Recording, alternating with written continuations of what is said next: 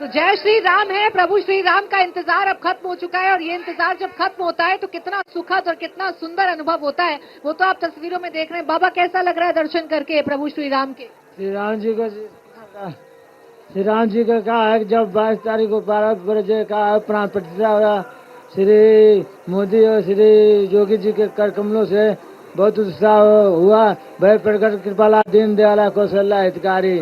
देखिए साधु संत भी यहाँ अलग अलग रूप में आए हुए हैं और प्रभु श्री राम का गुणगान हो रहा है।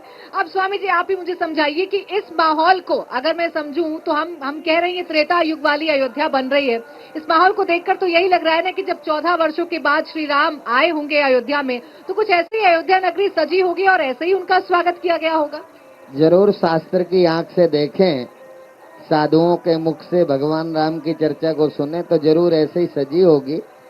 तो हमने तब आंखों से स्वर्ग को नहीं देखा था, आज हम आंखों से देख सकते हैं।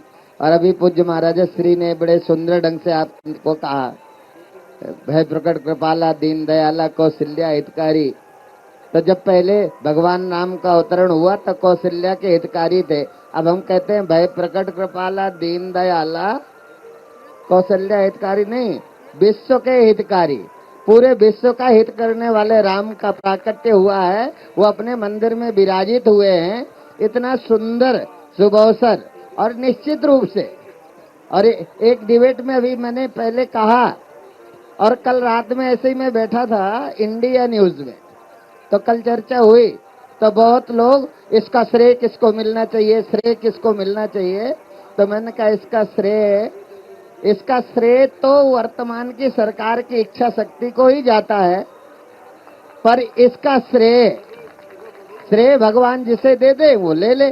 पर यहाँ राम भक्तों ने अपनी जानें गंवाई हैं, यहाँ लोगों ने भूखे रहकर आंदोलन में सहभागी बने हैं। विश्व हिंदू परिषद और आरएसएस सदा अपने साथ खड़ा रहा है साधु और राम भक्तों की। कई दफा तो लोग हमें बरगलाते हैं कि ये तो आरएसएस का मुद्दा है। हमने कहा ये आरएसएस का मुद्दा नहीं है, ये भारतीय जनता पार्टी का मुद्दा नहीं है, ये तो साधु और राम भक्तों का मुद्दा है। ये तो हमारा काम करने के लिए खड़े हैं, ये तो हमारा काम करने के लिए खड़े हैं, इनका कोई मुद्दा नहीं है। और अभी भी जितना जो कुछ हमें मिलना चाहिए, आप देखो आप विश्व भर में, और अभी आपने एक दो बार कहा कि अयोध्या में बहुत खुशी है, तो मैं बता दूं अयोध्या में ही नहीं खुशी, पूरे विश्व में न्याय प्रिय समाज राम भक्त आप अनेक देशों में देखें, हर जगह दीप जलाकर राम के आने का उत्सव मना रहे हैं। कहीं आनंद उत्सव के रूप में पूरा विश्व आज इसको, चाहे देश के किसी भी, विश्व के किसी भी देश में चाहे 2 घर हो, पर हर जगह राम भक्त बैठा है, हर जगह उत्साह मनाया जा रहा है। इसलिए राम राष्ट्र की कल्पना, इसलिए केवल राम मंदिर की प्रतिष्ठा ही नहीं है, ये हम हिंदुओं के लिए हमारे प्राण हैं। राम को हम शब्दों में परिभाषित नहीं कर सकते। राम हमारा जीवन है। राम मिले हैं तो एक एक व्यक्ति के देखो क्या लिया है किसी ने। आप देखते वहाँ हर मजहब के लोग अंदर, आपके रहे होंगे अंदर, आपने देखा होगा हर मजहब के लोग यहाँ देखो बैठे हैं। और ये देखो राम ने, यही राम, इसलिए मैं कहता हूँ राम से प्रेम क्यों करो। अभी तो हमें कोई कुछ दे तो हम खुश होते हैं। अभी तो हमें राम मिले इस बात की खुशी है।